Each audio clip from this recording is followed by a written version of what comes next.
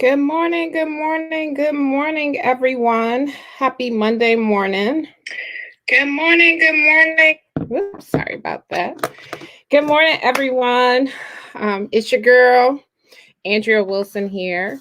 If you don't know me, I am the broker and owner over at Brick House Realty here in Northeast Ohio.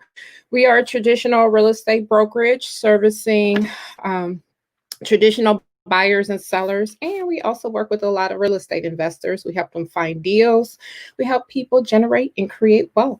So thank you for joining me this morning on Monday morning, 7 a.m. You can find me right here, providing you with lots of great information about what's going on in the real estate market. In particular, I focus heavily on Cuyahoga County. I will touch on Summit County from time to time as well, as they are neighboring areas. But here we are today. Want to give you your your real estate update. So I like to call myself the professor. You see, I have my glasses on. These are actually blue light glasses. It helps for anyone that looks at a computer a lot. Helps you with your eyes. So I'm gonna get ready to share my screen here because I want to share with you. I have a little PowerPoint that I put together. So I want to share that information with you. So this is, if you see in the top corner, we're talking about June 29, 2020. So I just wanted to kind of recap a little bit to go over June numbers with you guys of kind of where we ended at the end of June. So the number of sales was 1,780. The average sale price was 197,000. We took on 2,432 listings, and the average days on market is 56. So again, this is specific to the areas to Cuyahoga County. And so now I want to take a look at where we are so far as of July 20th with the numbers. So right now we're sitting at about 967 home sales. The average price is 193,000. Number of new listings is 1,441, and the average days on market. If you notice, that average days on market has started to decrease a little bit from what we saw in June to now July.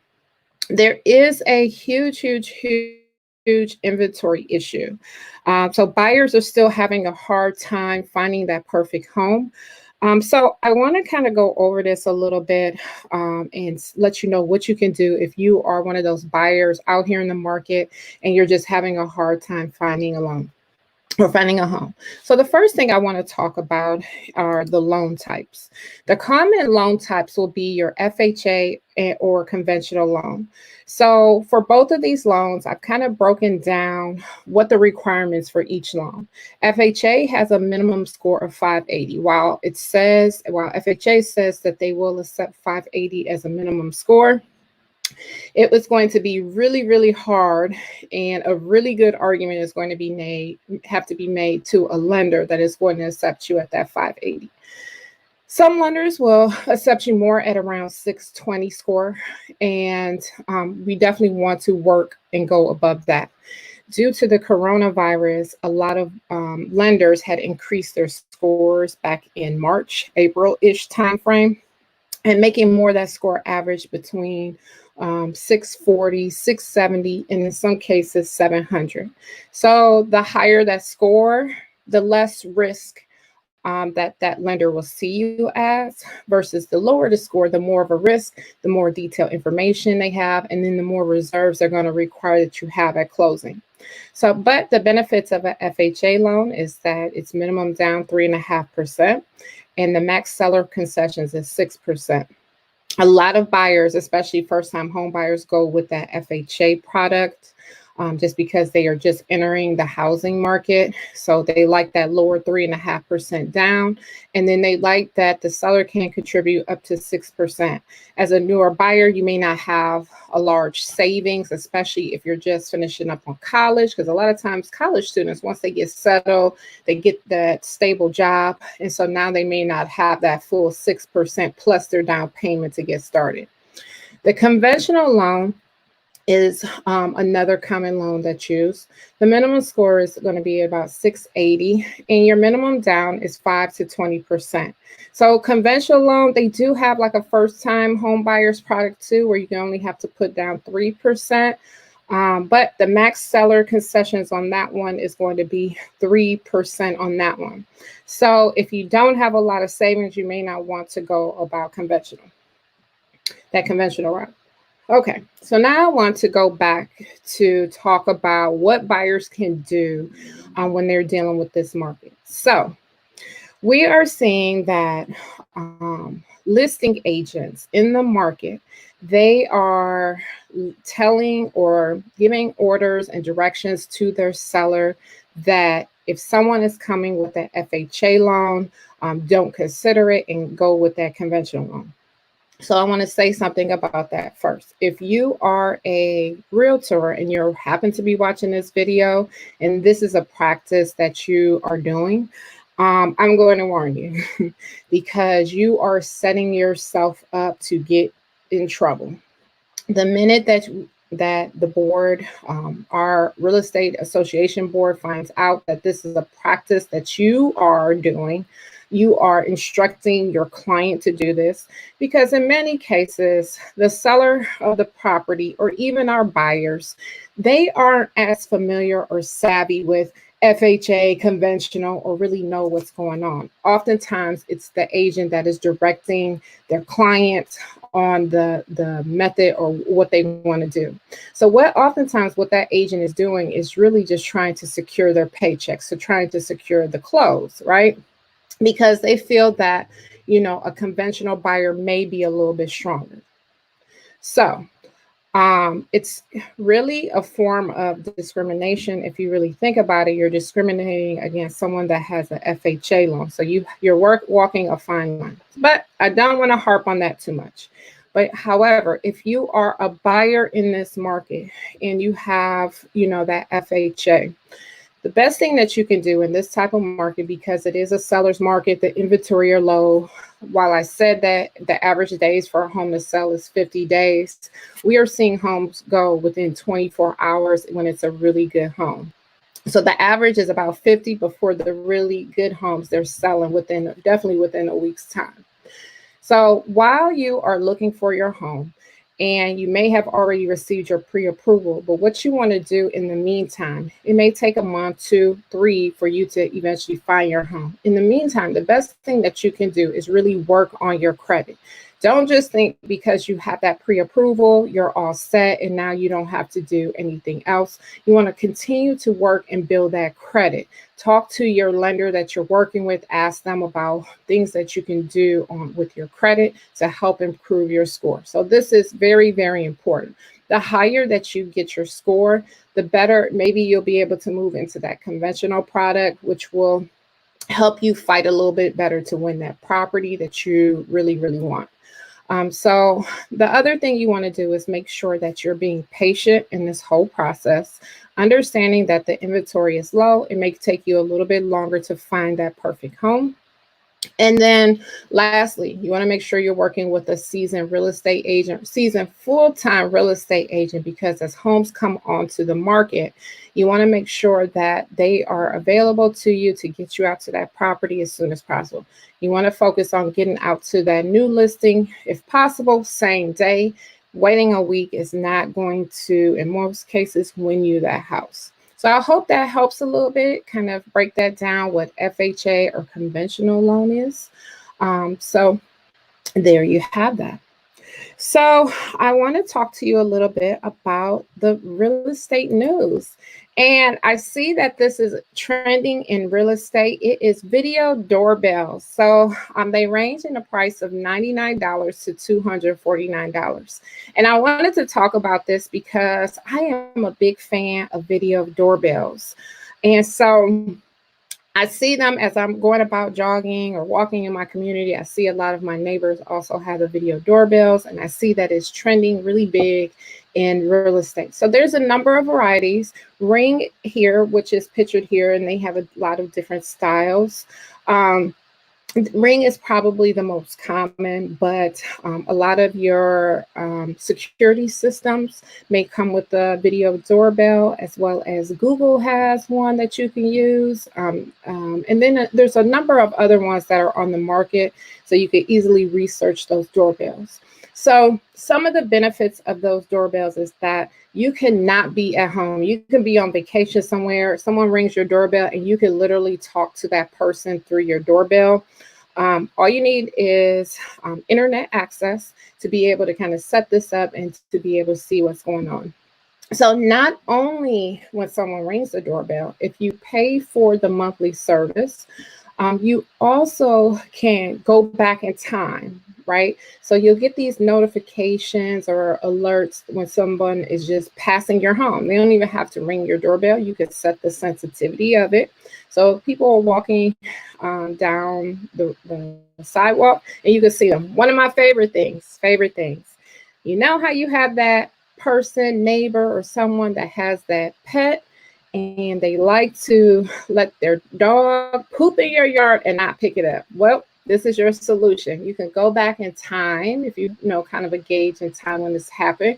Go back through your camera, figure out who did it, and then from there you can do whatever you want, handle it however you want. So definitely, I think it is well worth it for the price. From $99 to $249 is actually a sense of security for you. My kids, they on our doorbell, well, my youngest, my 5-year-old, he has realized how to get our attention. I will say it like that. So if we're not home, he will go to the doorbell, ring the doorbell, and so he knows that will grab our attention. He likes to talk to us through the doorbell when we're gone. So if you don't have one, you definitely want to look into this, especially if you don't have a security system. While it's not an actual security system, you are able to go back in time. If there was a break-in or entry breaking into your property, you can go back and see potentially who did it, what's going on, the time frame, something, have some details. So that is trending in real estate right now. Wanted to share that with you. I give it 2 thumbs up. 2 thumbs up. Definitely worth the investment. So I next want to talk about and have a little bit of Q&A here. I received a couple questions over the weekend, and while I addressed it to those individuals, I wanted to share with you those questions because you may have the same ones. So one of the questions was, can you use an FHA loan to purchase an investment property? And I'm going to say yes, but let me explain this, right? So when you use a FHA loan, it is a owner-occupant loan. So it is with the intention and understanding that you as the buyer are going to be living in the property. So if you are purchasing a single family home, then no, and you're buying it for an investment property, you want it as investment property, then no, you could not do a FHA loan. However, if you were buying a multifamily home, you absolutely can. But it's going to be with the understanding that you are living in one unit and you're going to be renting the other units out, right? So anything 4 units or less is considered residential property. So you could buy a 4-unit apartment building, expect to live in 1 unit, rent the other units out, and voila, you have your first investment property. I guess technically you could do a single family home and you could rent out your room. So you could live in 1 bedroom and then rent out the other bedrooms and then kind of go from there. And then that could get you started as well. Definitely a strategy that some people use. It may or may not be ideal to your situation, but you could buy a 4-unit, 3-unit, or 2-unit apartment or multifamily home, live in 1 unit, and use that FHA loan. So the second part to that question is, can down payment money be used on that property? And yes, anything that residential property and you're going to be living in it, you can apply for a lot of those grant funds that are out there. The state of Ohio, the county, and a lot of the cities do have down payment assistance money that you could tap into to put towards this property.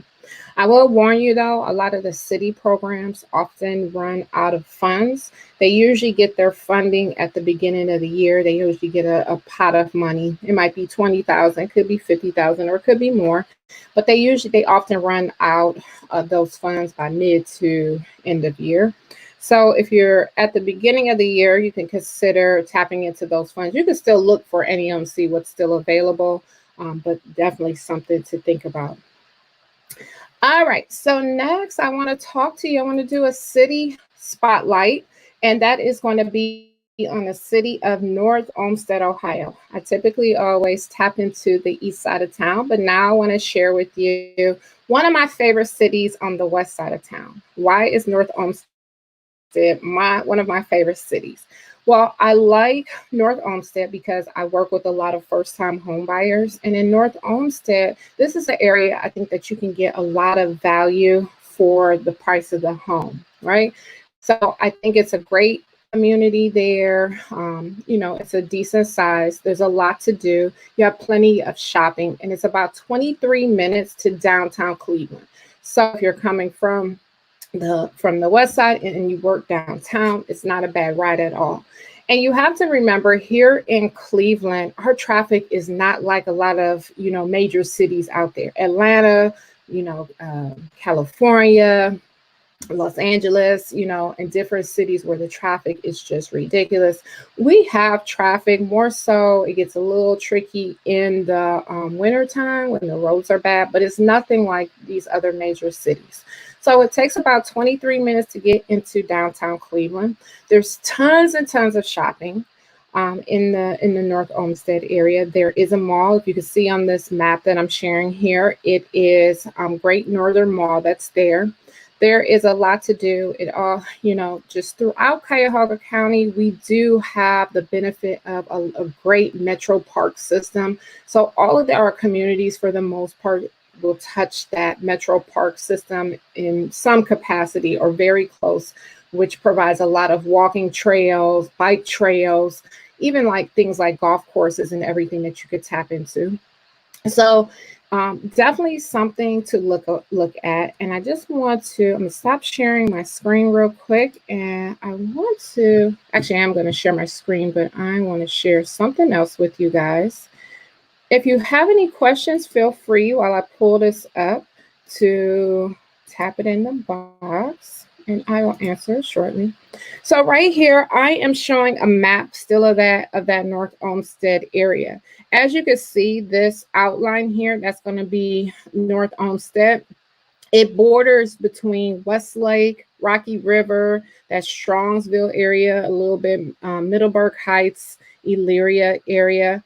And so you can see it's not too far from Lake Erie. And then if you go down a little bit, you can see where Cleveland is. And that's that 20, a little over 20-minute drive into downtown Cleveland.